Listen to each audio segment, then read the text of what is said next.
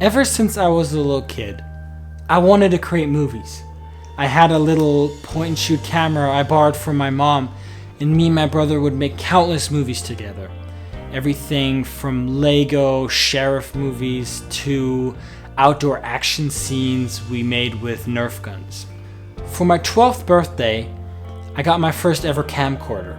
Now, it wasn't anything super fancy, but for the time, it was the best thing ever. When I enrolled into high school, I was super excited to see that they offered film classes. Sadly, to my disappointment at that time, they didn't have a teacher to teach film, but I did enroll in photography, which was something else I was super interested in. After the first semester of photography had finished, a new art teacher was coming along to teach photography, and I was told that she was a famous Hollywood director and was willing to teach me film, which got me really excited. As the day came closer to when I would finally meet her, I was told that she was actually not a famous Hollywood director that I was promised before. I was pretty disappointed. I was hoping there would be someone there to teach me the art of film.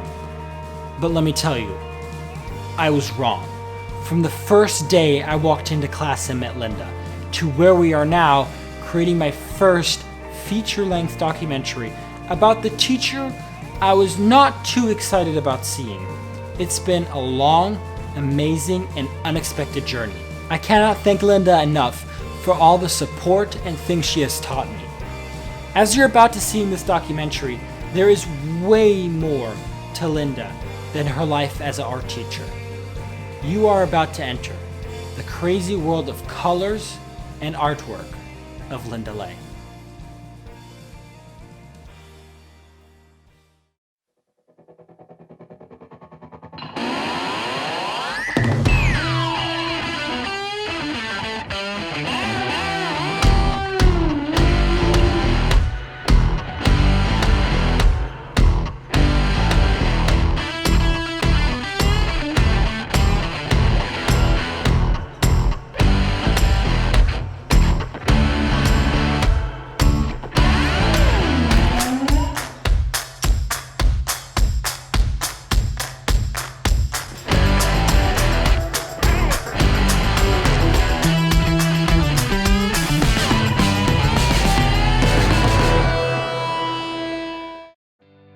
What draws me to art is the fact that it can communicate something without words, that you can feel something that's hard to explain because it's a visual language. So it's like a poem to me, oftentimes. When it comes to the formal aspect of what I do, the colors and the shapes and the content, that is probably my love of humor, my love of childlike things, cute things, stuff from my past, my inspiration, like monsters, like Godzilla and the Muppets and things like that. But what I do with those objects and when I paint, I guess that's the world around me combined with sort of what lives underneath the everyday. I think that my work, personally, what I'm trying to do with my work is to find what matters more around the mundane, like the shoes that I painted. I'm not really interested in Nike Jordans, but I know that they're valuable to a lot of people. So in that case, it's something valuable and it's everywhere around me. I don't quite understand it. So I'm painting them in a way that sort of makes them like an icon or something that's idealized to sort of represent it as something more than just a shoe because it's seen as a shoe. I don't know if any of that makes sense, but that's inspiration to me because it's things that I don't understand, things in my past, and really trying to sort of show people and show myself how there's something that lives beneath our everyday things and lives. I guess that's what I'm trying to do. Let's talk about your crazy clothes now. All right. These are good stuff. For example, what you're wearing right now. What the heck? I don't even know where to start. My taste in clothes, reflects who I am as an artist, I guess, in that I find things that I am attracted to as though, as though I am kind of a canvas. Fashion has always been something that I cared about as costume, more than just everyday clothes. I like to present myself in a way that sort of represents who I am as an artist. I've always had in me a desire to make something out of something that's not important, because I think it's impressive if I can take something that someone decides is garbage or not important, and I can make something beautiful and valuable. And in the end, when you make a painting or you make a sculpture or an object from your, with your bare hands, from a few materials or just from whatever materials, and then let's say you sell it and it becomes something in the world, I feel like that's alchemy or magic, because you're making money out of, something that wasn't valuable, or you're making somebody feel inspired by colors and shapes and forms. I love it when people laugh at what I'm wearing, because I feel good in what I'm wearing, and I think it's funny. A lot of times what I wear something like this, it's because it reminds me of things that were actually fashionable in the past. The way that I choose my clothes has to do with humor, and almost too a rejection of what I'm supposed to be and do. Like, how much can I get away with in my day-to-day life and still be acceptable? Like, how crazy can I look and yet be a normal person living in society?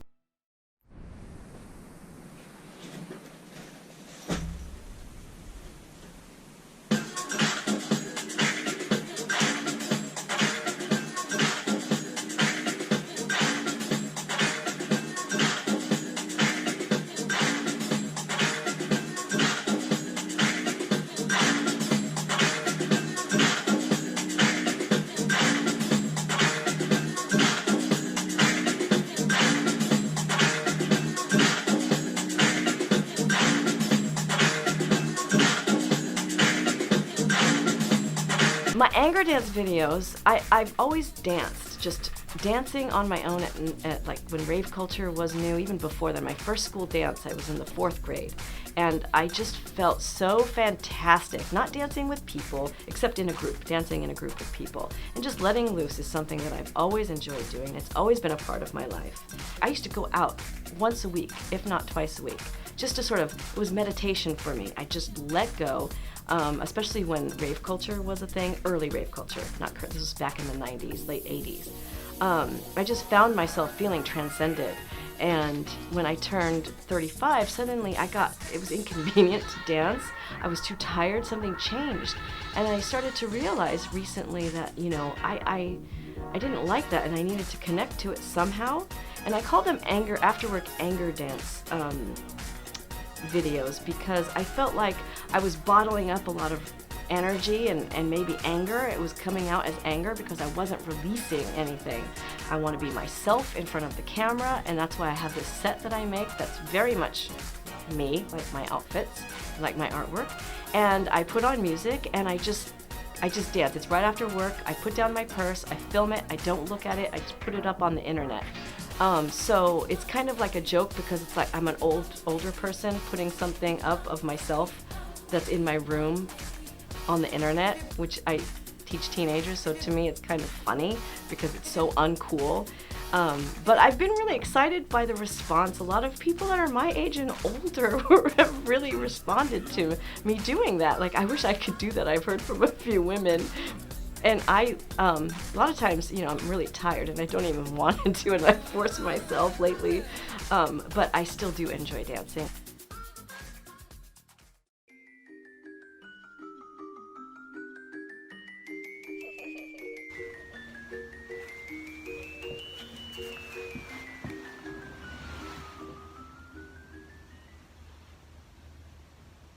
Hello, Charles. It's so nice to see you. I like using puppets because they are easier than finding actors when making film projects. And I can relate to it formally because of my inspiration. You know, I loved watching The Muppet Show and Sesame Street. And I love the idea of otherworldly characters. I like monsters, aliens, other kind of creatures. I like things that are cute and disturbing, but it's just part, I think in pop culture, it's something that I connected to deeply on a deep level. And so I make puppets because that's just part of my world. My favorite type of art isn't the art itself, it's the place that I get to when I'm making it, which is all the same. So if I'm writing something, I can get in that zone, the same zone that I can get into when I'm in the middle of making a painting or a sculpture or putting an outfit together or making clothes. That's in regard to the type of art that I make. But when I'm looking at art, I guess it doesn't matter what it is, but I have to feel something from it. Well, my first time I ever showed my work was in the 2nd grade, and my teacher, I was drawing clowns all the time. I learned how to draw clowns. And my teacher, was it second grade, she put it in the Monterey County Fair. I won 2nd place for being a 2nd grader. And my parents didn't get there in time, so I missed the award thing. But I got a $25 bank account, savings account. So it was the first time I sold work. I guess sold it. I didn't sell it, but I received something. And then the second time I had work shown, it was at the San Francisco airport. I was in the 3rd grade. It was a bee, sort of like stinging a flower. That's not really an art show. And then like an actual art show. The way that I show my work has been so non-traditional that it's hard to decide what was an actual show. I always like shop spaces, going back to my idea of like something kind of regular being extraordinary. When I decided to change my life and become an artist, I moved to Los Angeles, and I went to Beverly Hills and asked beauty salons and cafes if they would show my work. And the first place to say yes was a beauty salon in Beverly Hills. They were very nice, and they allowed me to show my work. So it was in a space that was being used, you know, for people to get their hair done. But I asked if I can have an opening reception because I knew there were galleries all around me, and I advertised in the paper that there was going to be an art show. And I started doing that in little like cafes. Every time I had work in a place, I asked if I could have a little party, an art reception, because I knew there were like fine art galleries around me. That were having the same thing, and I do it on the same days. And I'd advertise. I spent a lot of money. I wasted a year's worth of money, but I did things like that on my own. So, yeah. But I'm gonna have a solo show coming up soon in Salinas at the CSUMB Steinbeck Center. I'm really excited because I haven't really had a solo show in a space like that before. It seems a little bit more professional, although the space is a little still non-traditional. I'm still going to be me. Breaking developments in the coronavirus pandemic. The death toll rising in the U.S., more than 60 dead. The number of cases topping 3,000. Breaking news tonight, the coronavirus forcing millions more Americans into virtual lockdown. Over 75 million people in New York, California, Illinois, and Connecticut ordered to stay at home. So this film took an interesting turn. At the time we were filming our first interview, nobody was worried about COVID-19. I certainly didn't think much about it. I planned on the second part of the film to be about Linda's upcoming art show and her way of how she presents her art and what other people's reactions are to it. I was going to interview people there at the art fair and add them into the movie. And then came social distancing. And then came no gatherings over 50, 35, 15, 10, and then bam, shelter in place. Well, isn't that just fantastic? There goes the idea of the second part of the movie out the window. I was discussing my problem with my English teacher during our virtual learning sessions, and she brought up the idea of, Manuel, I have this great idea. Since we have this interruption with the pandemic, why don't you shift gears in your documentary and add a segment about Linda and how she as an artist is dealing with the pandemic and how is it affecting her art, or is it? I thought, how is this documentary about an artist related to the virus? But I realized they are. Art reflects what an artist is going through at that moment, or how they are feeling. In 10 to 15 years, we are going to see art in museums that was created during that pandemic, and I'm pretty sure that it's not going to represent the life that we knew before. This made me wonder, if an artist is only able to see the four walls of their house, does that hinder their inspiration of creating art? So I decided to interview Linda about this. Of course, we were not able to meet up and shoot this in the studio, so we had to go to the modern way of doing it, online. Hi. Hi! Welcome to Virtual Linda. Welcome to Virtual Me. Alrighty, well, we are in the middle of a pandemic right now. We are. In the middle of COVID-19. How's your mood during this time? How is my mood? My mood during this time, during shelter in place, is actually pretty similar, but better. I don't have to commute. I normally commute, which I don't mind. I always say I don't mind it. But I get a little extra rest, and I am someone who loves to be at home, and I don't have usually a chance to be at home. So for me, aside from being busy, just as busy as I am when I am at school teaching, or when I'm off doing art, or aside from attending art shows, my mood is great. I guess there's a term called FOMO, a fear of missing out, and I have been not worried about missing out because no one is doing anything. I am not missing out on things, so I feel comforted by that, and I can make my art, watch movies, teach my classes, do my weird little experiments with my videos and stuff. I do miss the ability to give my students materials and to be able to step in physically and teach them.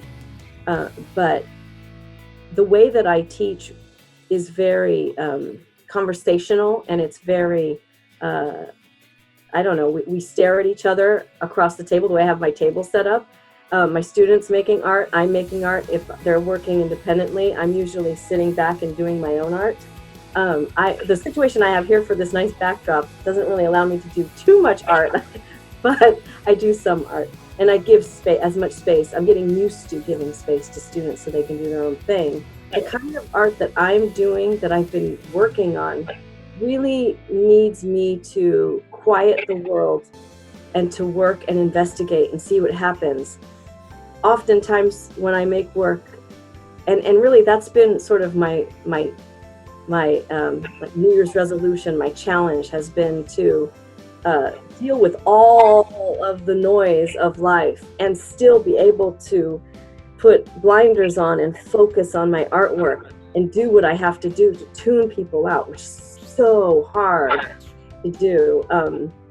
So this is easing up that sort of noise in a way and allowing me to I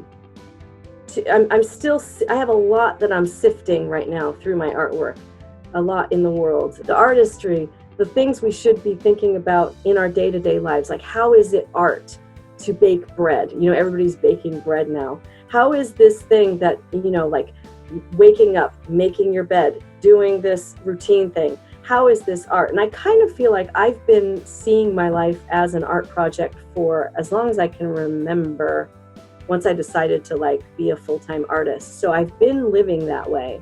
That's why my classroom wall looks like one of my paintings, kind of a thing.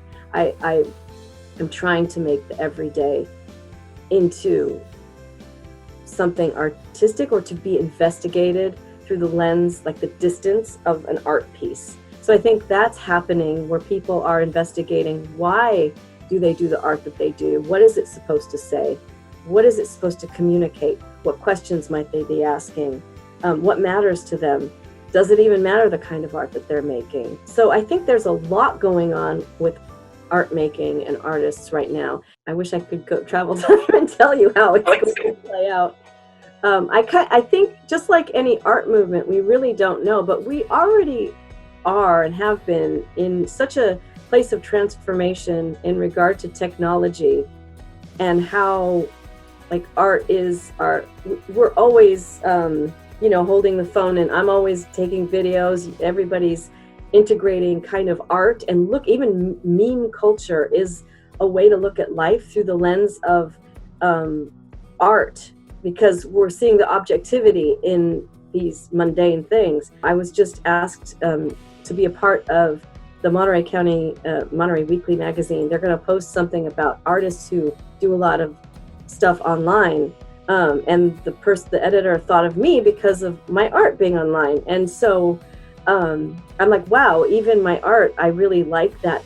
I like the fact that it can go out to everyone and it can be seen without having to be in a snobby gallery. So I kind of like, it's kind of scary at the same time as it's kind of exciting, I think. So let's talk about your art show, because theoretically in this clip right now, there was supposed to be a placeholder for your upcoming art show, which was a big thing. Tomorrow was the art show. Oh, tomorrow. Oh. It would have been. I think that I could take the time now to finish the work, and as the work continues and as I have more sort of think space for it in my own head, I can think about a different space that maybe is even better for it, for the work. I'm way beyond being disappointed or letting disappointments get to me. The funniest thing is when I had to come up with a title for the show, I wasn't even close to being done with the work, but I knew what I wanted to do. I wanted to integrate these weavings that I've been doing with fiber on frames and integrate monsters onto them, these cartoony, fun monsters. And because of the venue, it was a place where I knew a lot of children were going to walk through. It was a family-friendly place. And it's what I love. I love these happy monsters. And so I decided to call the show Love, Life, Laughter.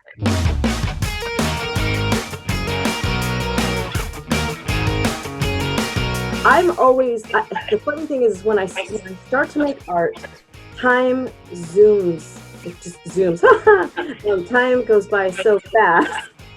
And I almost don't want to make art, because I know that when I start to make art and I'm in that zone, I'm listening to music, I'm really happy, someone walks by or someone calls and is like, you've got to do this, you've got to do that, I've got to do this, and it's like life things that you have to do. Like, I have bills to pay, I have to take care of this, I have to take care of that, because I only have so much time when I'm not working, for money. And that's my lack of, it's always, whether we're in a pandemic or not, I'm always inspired to make art.